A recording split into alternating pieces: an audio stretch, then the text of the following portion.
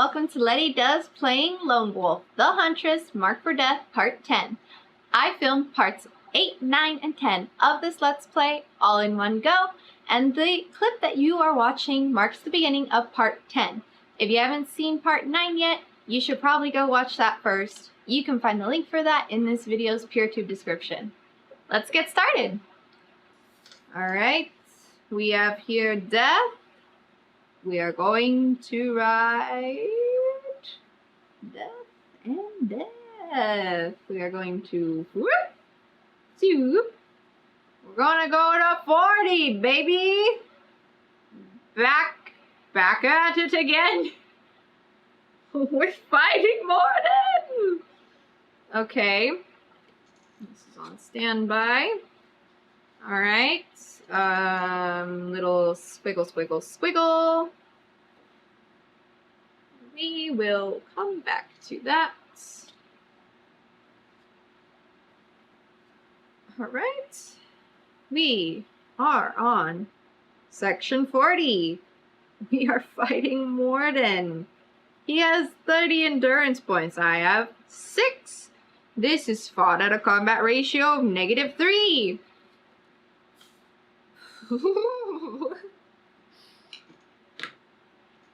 This is fine. It's okay.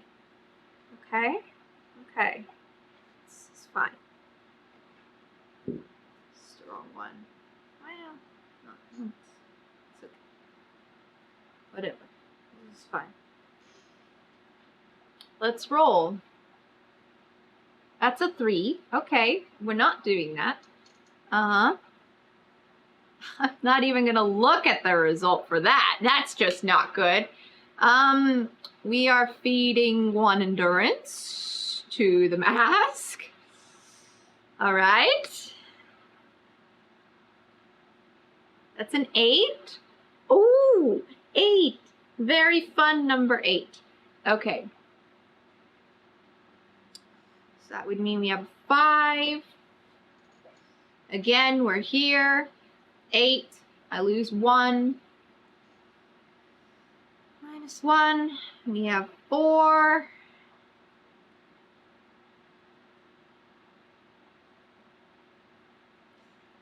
Okay. This is fine. What's more than that? That's the one that matters. Okay, 3. Okay, so he would take 8.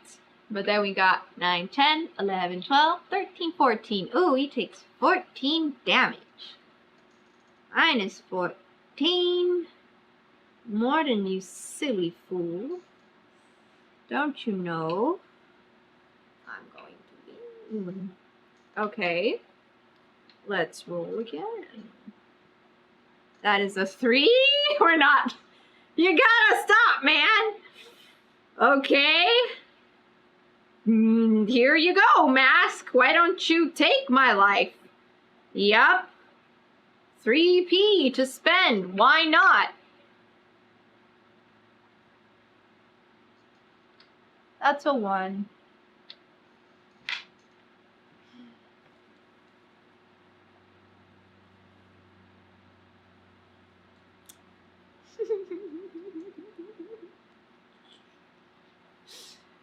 I want to know. It's 0, right?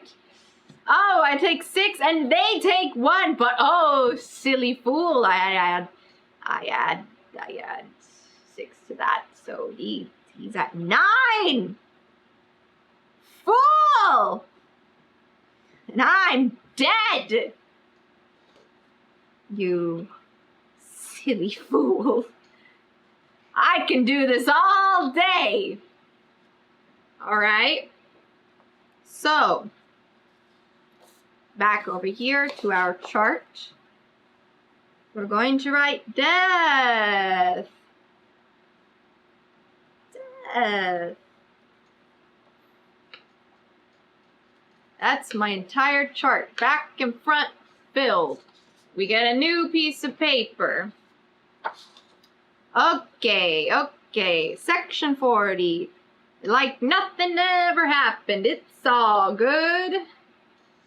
Let's tuck that away. Da da da da da da da da da da da da. What about this bad boy? Still.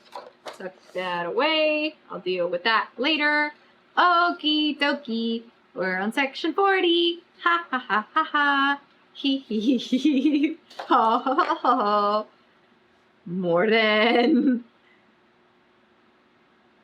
Alright. We've got 6 endurance. Combat ratio of -3. Section 40. You have 30 endurance. Oh, you lucky, lucky boy. Some of us are so lucky. You know, a couple pages ago, I was also at 22 EP, you fool. Roll. That's a 2.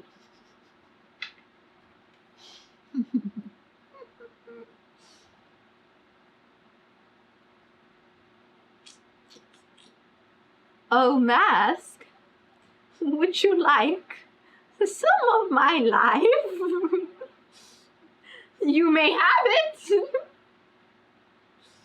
You may have it. I can do it once, right? Like, you may do this any number of times. Yeah, but like any number of times. Okay. Okay. Any number of times. So not just this round. Okay. Okay, I thought it was like the whip thing. And it's like an either or situation. It says any number of times. Okay, I can do that. I can do that. This changes things. Yes! That's a 0! I'm gonna cry! Okay. No punishment for me on that, correct? Yes! Okay. And I know that brings them down to 15. No punishment, so we're at 5. Oh boy. Morden, you silly boy. You think you're going to win? You fool. That's an 8. An 8's pretty good. How much would I lose with an 8? Okay, so with an 8, I would lose 1 anyway. So, hold on. -1.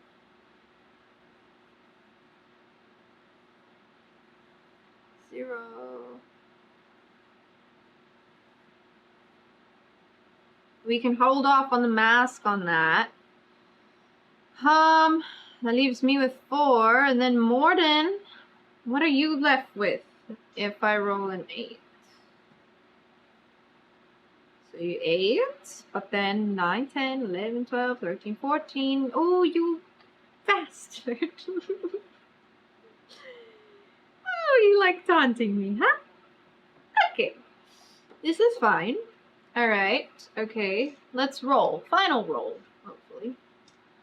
That's a 2. Fuck that. Okay.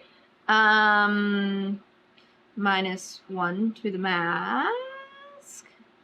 Okay. Yes. What do you get? Oh, that's a 7.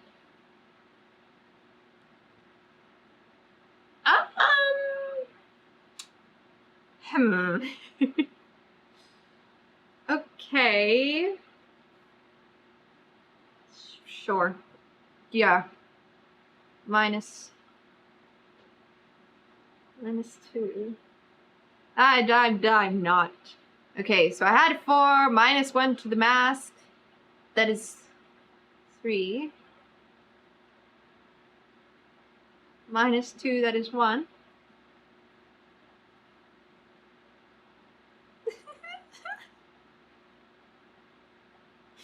No.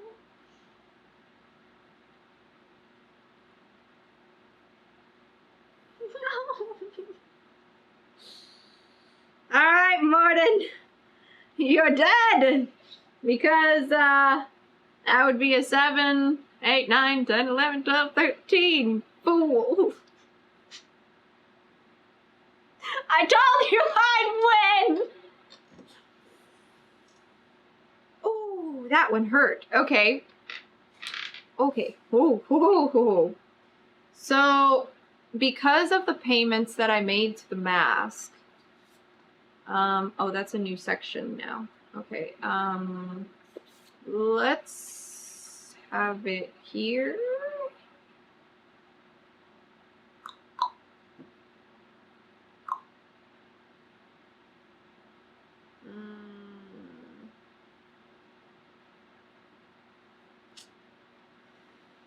Okay, this is fine. Just, yep. You know, I need to organize this. We'll just do this for now. We are at 1 out of 20. Max. Oh shit, my death counter. Okay. Well, let's go ahead and count that. That's 1. Oh, fuck. 3, right? Plus 3. 1, 2. Yeah, that's plus 3.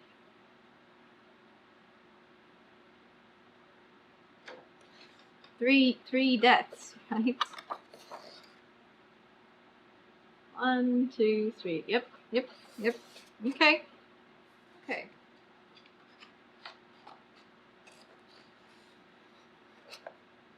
That's fine. So, deaths. This is now updated to a beautiful, whopping 5.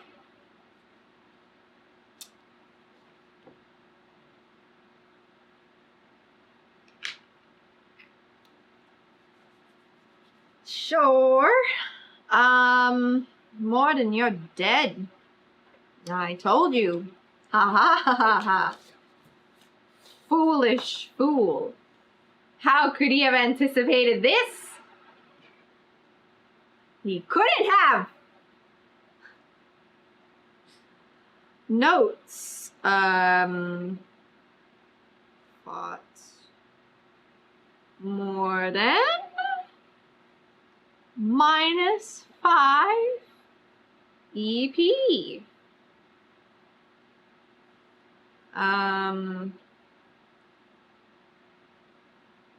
New total 20 EP. Sure, why not?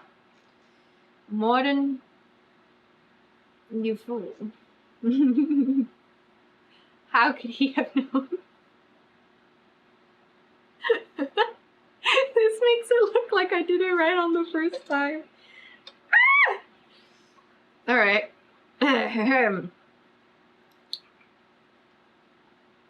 Of course I won. I wasn't worried for a second. 56.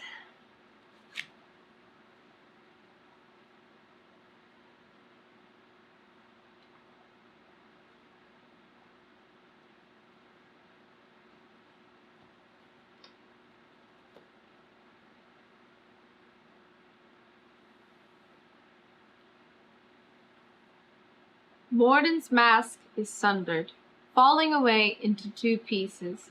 You see a pale, noble face underneath, blood pouring from the many tiny cuts made by the shattering ceramic. The mage raises his hands, gathering the last of his strength to cast a deadly spell. But the tall man steps forward and lifts Morden by his throat. Even as flame bursts from Morden's hands, the tall man howls in pain and begins driving his sickle again and again into Morden's chest. Blood and fire mix in a spectacle you cannot bear to watch, but even as you turn away, a new horror besets you. You will make a fine host. A voice speaks inside your head. It is silken and sweet, but also horribly corrupted. Like you have swallowed honey with flies buzzing in it. You feel it worming its way inside you, breaking down the foundation stones of your mind. The mask is becoming hot as a fresh forged blade, a conduit for the demon's power, which is growing stronger and stronger as the moment of its arrival dawns nigh. You try to rip it from your face, but it refuses, gripping you like a living thing. Cathar's voice speaks, though from far away. "I've done it! I've summoned the demon!" he cries. You try to scream at him that he is being crazy, but the demon's own shrieks inside your skull are so loud and powerful that they force themselves out of your throat instead. You feel the skin on your cheeks bubbling under the touch of the mask, the wetness of blood running down your cheeks, and then nothing as you lose consciousness. Turn to 178. What? What do you mean you summoned it? Is that what we were trying to do? I thought we weren't.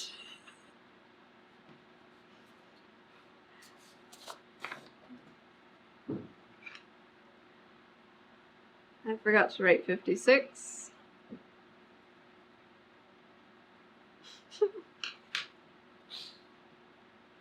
And now what? My face is burned too?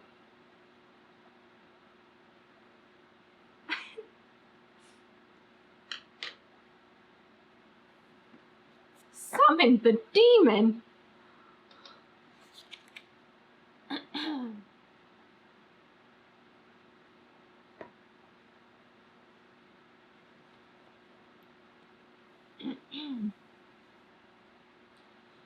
When next you awaken, you are under soft sheets with sunlight streaming in through open windows. The wonderful smells of green grass and baking bread flow in with the breeze. A familiar voice is speaking in a breathless tone. And that's why you're here, and not still lying down there, and I'm sorry it was you and not me. The gods know that I probably deserve it more. Certainly the masters have said that 100 times in the past. Cathar, you say, knowing there is only one person who can speak that quickly. The young mage sits in a chair at the foot of your bed, but when you address him, he leaps up, knocking it over in a clatter. "Oh, you're awake!" he exclaims. "I mean, I always knew you'd wake up. I kept telling Elder Covalis that even though the healers weren't so sure, but they didn't see you fight the way I did. I know you're made of stronger stuff, probably as strong as my cousin Jackson. He is able to drink boar brew and still stay standing, at least for the first 2 mugs. After all the horror you faced, Cathar's inane chatter is surprisingly refreshing. You listen to him with a smile. Oh, before I forget, the masters want you to have this." Cathar produces a purse heavy with gold crowns. Mark this heavy purse as a special item. It will be of use in future adventures. The Brotherhood were really impressed. I mean, you defeating a demon and all. I didn't do it alone, you say. As he hands you the purse, you notice the thick white bandages covering his hands. Were you hurt badly? Huh? Cathar says. Oh, this. No, nothing major. The place caught fire, you see. Demon fire, the elder called it. It burned even in stone. I kind of sort of got this while pulling you out. I honestly probably don't need the bandage. Please don't worry about it. But Elder Covalis said I should wear it for a few days. Said I'd earned it and that it wouldn't hurt my standing with the other students. He said the ladies love a scar. Cathar blushes a bit as he says this. The demon, you say. What happened to it? Cathar grins. You told me to make a disaster, and, well, I was remembering what the elders are always telling me about perfect impatience making imperfect results. That's what happened to the demon. I forced it to come too soon. It works in cycles, see? The Astrodel was my clue to that. The demon's power is tied to that time cycle.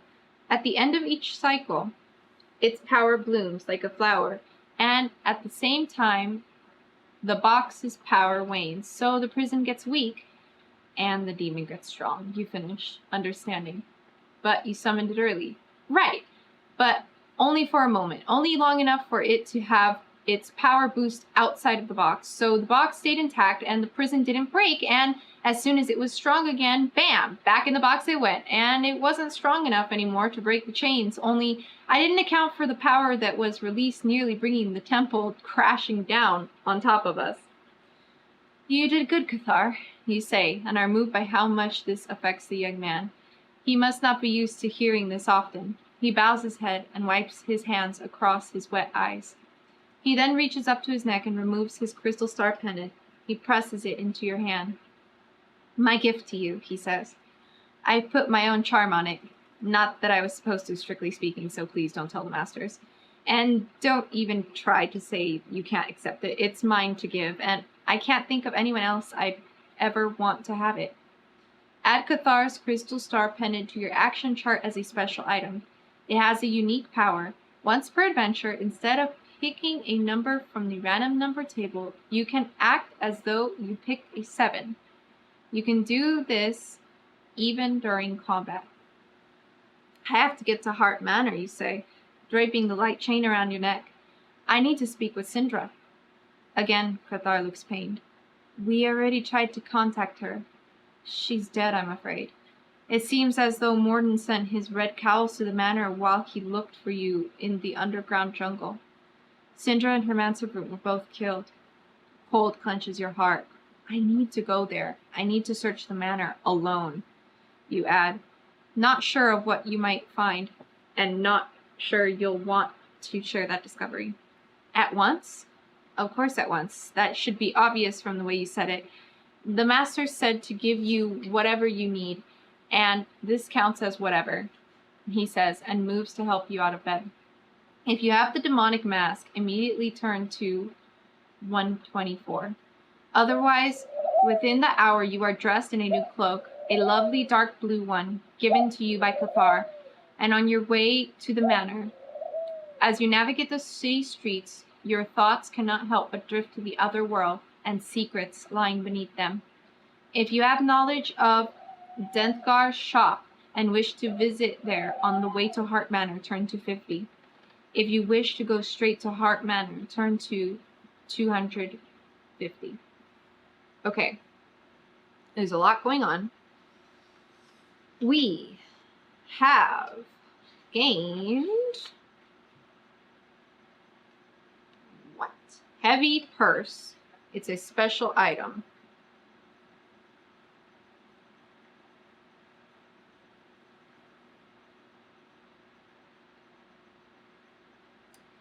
And a Cathar's crystal star pendant.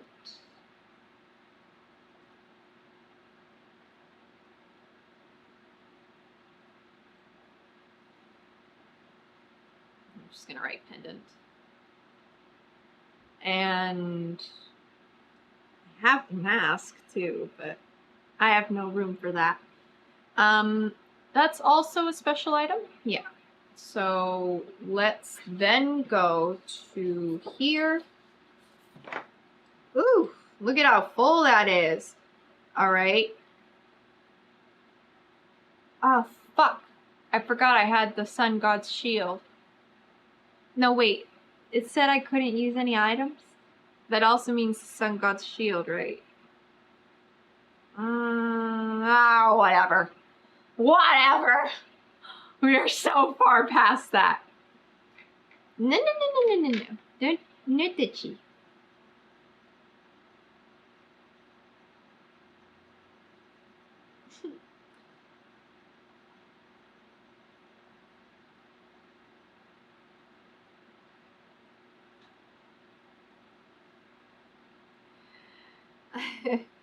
Well, I'll organize that better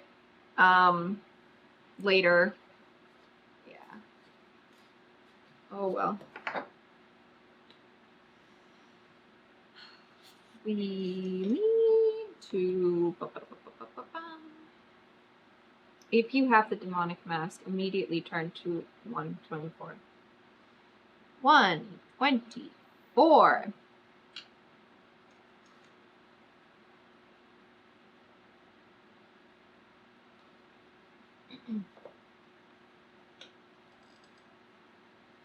Incredible pain shoots through you, and you fall back to the bed, gasping for air.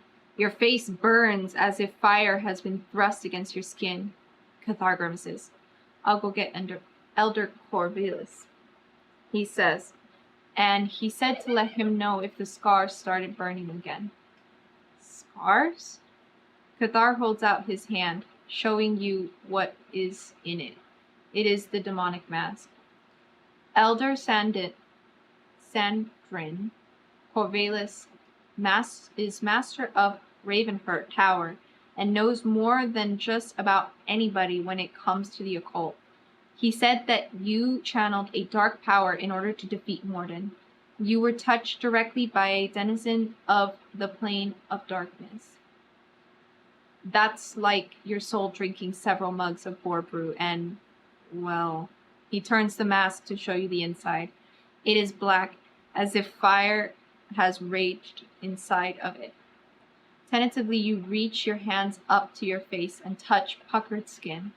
Next to your bedside sits a basin of water with several wet washcloths. You stare into it, studying your reflection for a long moment, noting the ruins of your features, the deep gouges and twisted scar tissue.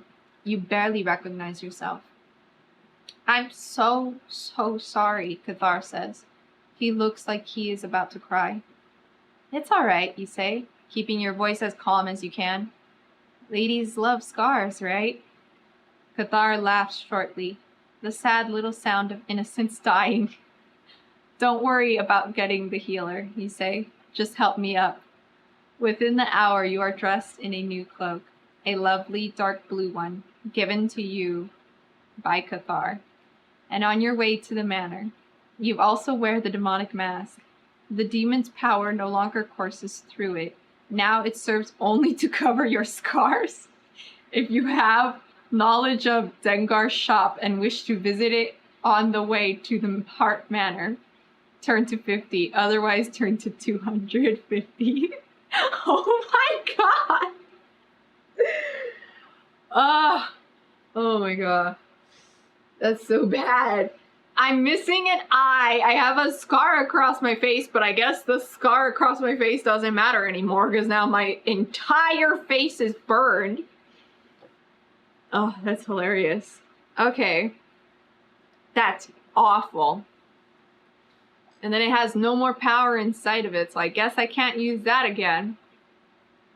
But I just use it to hide my scar. I look trustworthy. Okay. Let's see. I don't know what Dengar's shop is. So, 250.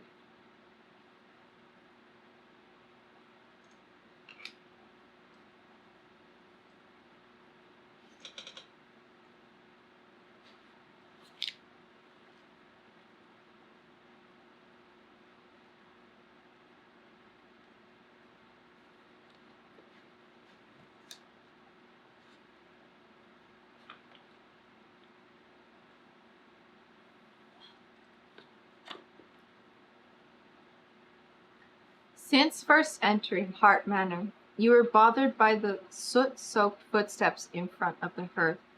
A woman's footsteps. While the remaining heart fortune was a margin of what it used to be, still, Sindra did not seem like the type to light her own fires. It is to the hearth you go first, and it is here that you find Sindra's secret. The back wall of the hearth pushes open, revealing an entrance into a small room. The room's walls are plastered with maps, each showing a different part of Magnamon, and each marked with black circles labeled with numbers. The locations appear familiar, and after a moment you realize why. They are all the places you have visited over the last 8 years. In addition, they are numbered in the order you went to them, starting with Awakening and Nessie and ending in Toran, number 86.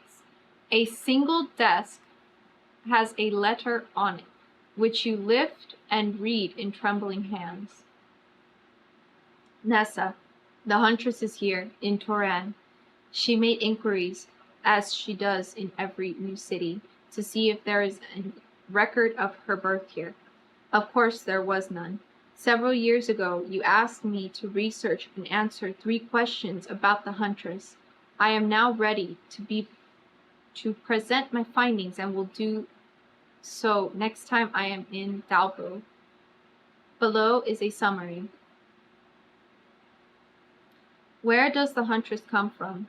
I believe now that the Huntress spent time in the confluence, which explains many of your questions about her being present for the burning of Dalabo. What is the Huntress's connection to the betrayer? I believe now that the Huntress is who you thought she was. What risk does she represent? See point 2. The Huntress may have been in league with the twins. I am checking for any sign of their presence. At the moment, I have a need for her talents. Then I shall send her to Dalabu to be dealt with as the waking flame sees fit. Sindra. You turn to a grand map of Magnamon that takes up one entire wall. You study it closely until you find what you seek. The city of Dalabu lies far to the south, in the Magocracy of Desai. This ancient land, watched over by the elder Magi, is one you have never been to. In general, mercenaries are not welcome there, nor are their services often required. The land is protected by the Vaqueros, warrior magicians trained in both the ways of magic and martial arts. They are worth more than an army of mercenaries. Not even the Vaqueros will keep me from the answers I hunt. You promise this room of secrets, crushing the letter in your hand. Congratulations! You have retrieved the Sindarian vessel and stopped the great evil from entering the world of Magnamon. However, the quest for the truth is just beginning. Conspiracy and long-buried secrets await you in Book 2 of the Huntress series entitled Quelling of the Flame. Ah!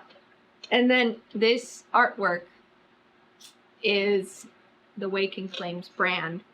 I did not come across them in this book. I don't know if I was supposed to, but it says that they're in Dalabu, so probably not. Sindra promised me 200 coins. I'm not getting my coins, am I? Also, I don't have the Sindarian vessel back, right? Like, I'm pretty sure the Brotherhood kept that.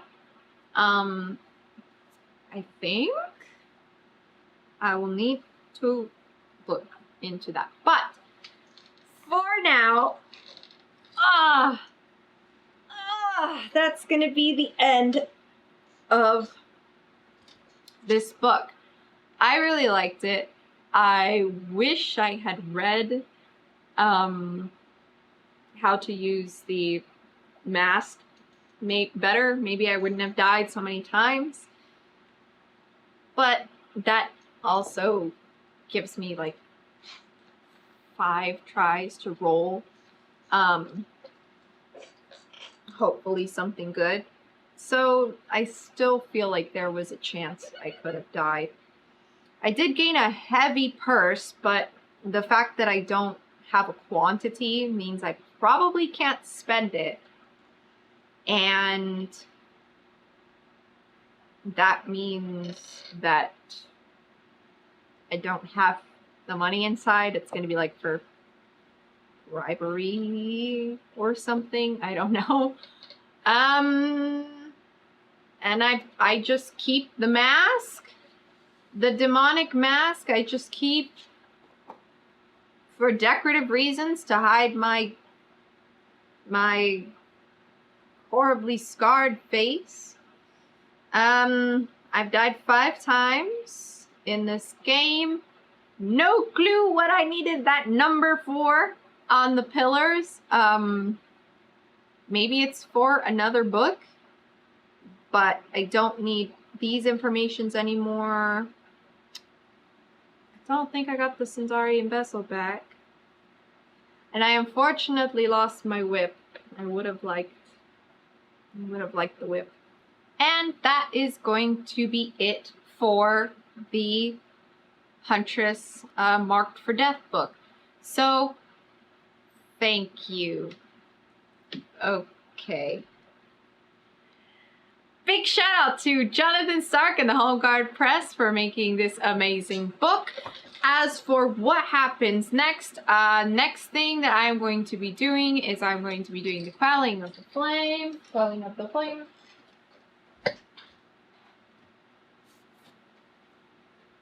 Which I have over here. Quelling of the flame. And this is the second book in the trilogy. So as far as like gameplay goes for the book, it's a lot like a D&D campaign where if you only have this book, you can start all the way from the beginning and make a new character. You don't have to have had the book previous, but obviously since I did, and I've made my American Huntress, I am going to be continuing with this same character, with my inventory the same, hopefully with my EP higher than 1, and that will be reset. But otherwise, what I have, what I learned, and everything I've done so far should continue on into this next book, with some slight changes to account for like time in between passing. On the cover of the book, there is someone with a blue cloak. I think that's me. I know there's multiple endings to this book. I don't know if I got the best one or even a good one. I mean, I was left pretty messed up, but I don't know if that's necessarily gonna be a bad thing going on, going forward.